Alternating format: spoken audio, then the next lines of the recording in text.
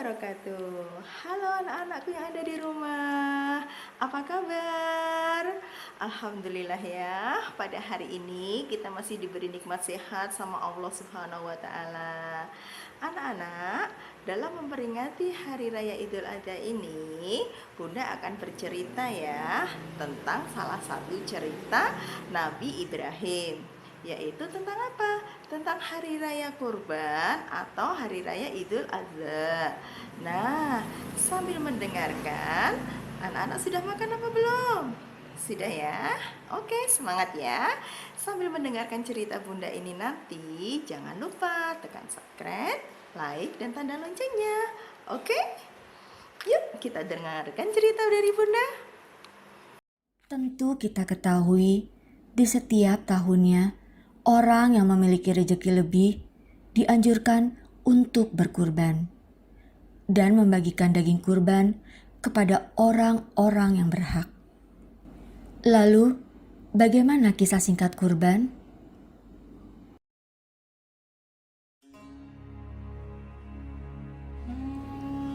Alkisah bahwa Nabi Ibrahim mempunyai seorang istri yang bernama Siti Hajar. Mereka sudah lama tidak dikaruniai seorang anak yang sangat mereka dambakan. Hingga suatu hari, Nabi Ibrahim berdoa kepada Allah, "Ya Tuhanku, anugerahkanlah kepadaku seorang anak yang termasuk orang-orang yang soleh." Lalu, Allah pun menjawab doa dari Nabi Ibrahim. Siti Hajar pun akhirnya melahirkan seorang anak lelaki yang diberi nama Ismail.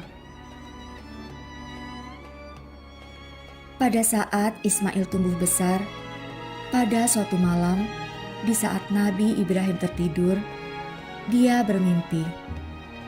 Allah memerintahkannya untuk menyembelih anaknya Ismail sebagai bukti ketaatannya kepada Allah.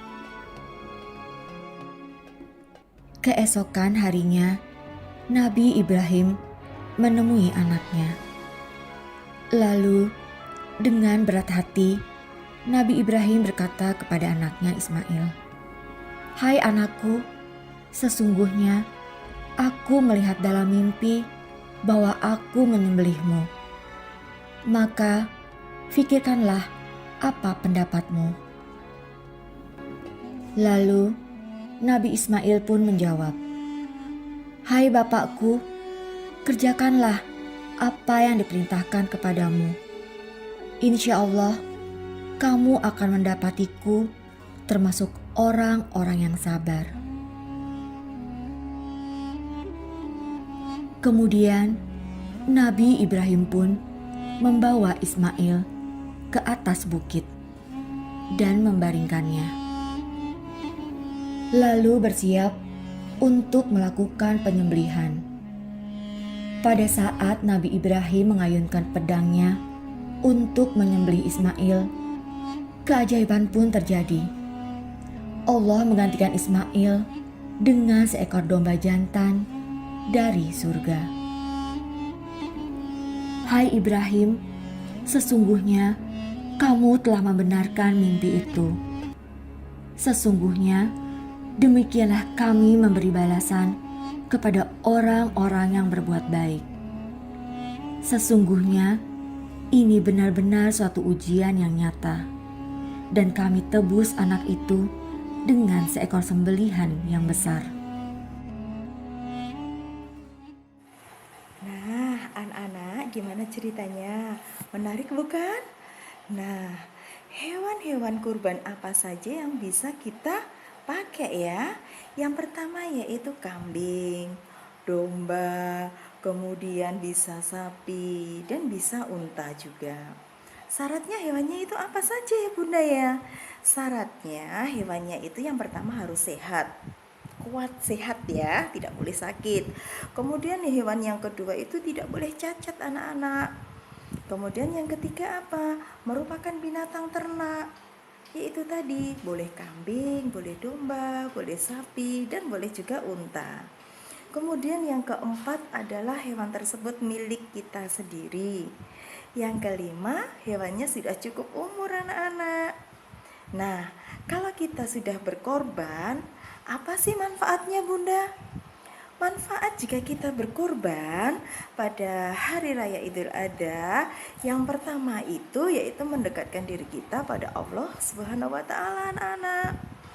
Yang kedua, selain mendekatkan diri, kita mensucikan diri dari harta benda kita. Yang ketiga, menghapus dosa-dosa kita. Terus yang keempat apa ya Bunda ya?